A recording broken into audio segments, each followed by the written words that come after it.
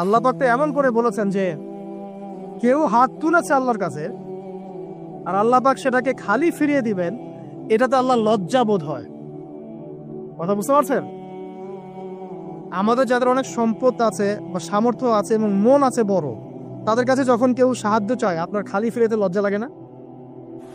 আপনার মনে হয় না যে চাইলো এত করে কিভাবে না করে ফিরাই? আছে না? এমন মানুষ আছে না?